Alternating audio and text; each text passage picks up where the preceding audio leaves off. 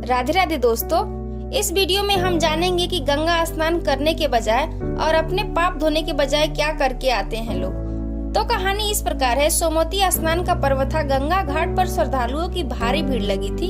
शिव पार्वती विचरण को निकले थे। आकाश गुजरते समय पार्वती जी की नजर भीड़ की ओर गई। पार्वती जी ने इतनी ज्यादा भीड़ का कारण शिव जी से पूछा। शिव जी ने बताया, आज सोमवती पर्व है। आज गंगा स्नान करने वाले लोग स्वर्ग जाते हैं। उसी लाभ के लिए स्नानार्थियों की भीड़ जमा है। पार्वती जी का भीड़ को लेकर कौतूहल तो शांत हो गया, पर इस उत्तर से उनके मन में नया संदेह उपज पड़ा। यदि इतने सारे लोग जो स्नान की भीड़ में हैं, स्वर्ग चले गए तो क्या होगा? स्वर्ग में इतना स्थान कहाँ है? फिर लाखों वर्षों से लाखों लाख लोग इस तरह गंगा स्नान करके स्वर्ग पहुँच रहे हैं, तो वे है कहाँ? स्वर्ग में उन्हें कहाँ स्थान मिला है? मुझे तो नहीं दिखे। इतने पार्वती जी के मन में द्वंद्व चलता रहा। भगवती ने अपना नया संदेह शिव जी से प्रकट किया और समाधान चाहा। भगवान बोले, हे शिवे, शरीर को गीला करना एक बात है, स्वर्ग प्राप्ति के लिए तो मन की मलिनता धोने वाला स्नान जरूरी है।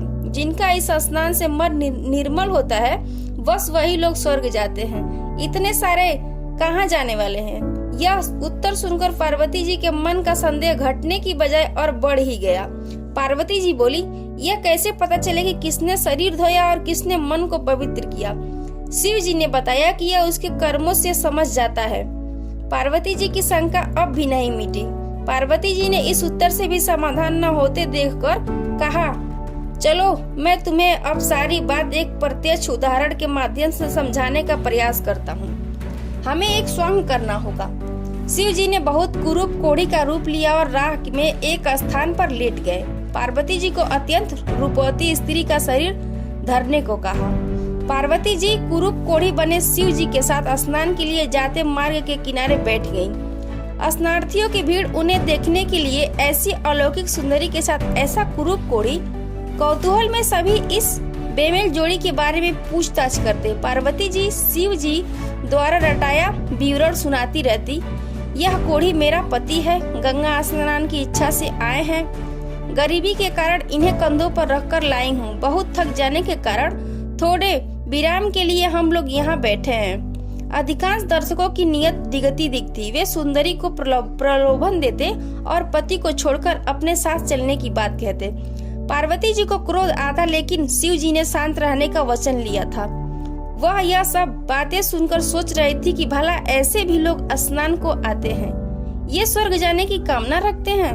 उनके चेहरे की निराशा देखते बनती थी। संध्या हो चली, तभी एक सज्जन आए और पार्वती जी ने रटा रटाया विवरण उन्हें भी सुना डाला तो उनकी आंखों में आंसू भर आए। उन्होंने सहायता का प्रस्ताव किया और कोढ़ी को कंधे पर लादकर गंगा तट तक पहुंचाया। जो सत्तू साथ लाए थे उसमें से उन दोनों को भी खिलाया। साथ ही सुंदरी को बार बार नमन करते हुए कहा, आप जैसी देवियां ही इस धरती की स्तंभ है। धन्य है आप जो इस प्रकार अपना धर्म निभा रही हैं। प्रयोजन पूरा हुआ। शिव जी और पार्वती जी उठे और कैलाश की ओर चल पड़े। शिव जी ने रास्ते में कहा, पार्वती जी, इतनों में एक व्यक्ति ऐसा था जिसने अपना मन धोया और स्वर्ग के लिए सुगम रास्ता बनाया। गंगा स्नान का महात्म्य तो सही है, पर उसके साथ मन भी धोने की शर्त लगी है। पार्वती जी तो समझ गयी कि आखिर क्यों इतनी संख्या में गंगा स्नान करने के बाद भी, गंगा का निर्मल महात्म्य होने के बाद भी स्वर्ग नहीं पहुंच पा रहे हैं। क्यों गंगा स्नान के पुण्य फल से वंचित हो जाते हैं। कथा कैसी लगी कमेंट बॉक्स में जरूर बताइएगा। हर हर महादेव लिखना ना भूलें। जय महाकाल।